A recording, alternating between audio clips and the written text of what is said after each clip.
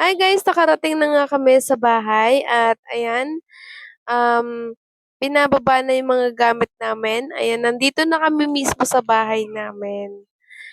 At ayan, papasok na nga kami sa loob. Ayan yung bahay namin, medyo maliit lang, mababa lang siya kasi yung tatay ko gumawa niyan.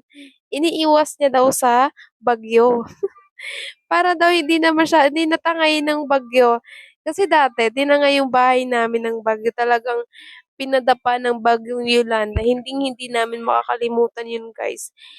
Sobrang memorable yung nangyaring na yun kasi nawalan talaga kami ng tirahan ng dahil sa bagyo na yun. Kaya nga at tuwang-tuwa ang mga bata dahil may dala kami mga regalo.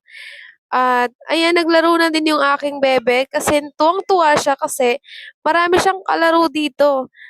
Kasi dun sa bahay, sila lang dalawa ng kapatid ko. Siguro nagulat siya dito kasi ang daming bata. Andiyan yung mga kapatid ko, yung mga pamangkin ko. At ayan na nga, binuksan na rin namin yung mga dala-dala naming mga damit na ipapamigay sa kanila. Sobrang nagkakagulo, sobrang saya kasi ang saya pala sa pakiramdam na madami kayo at kumpleto sa loob ng bahay. Hanggang dito na lang.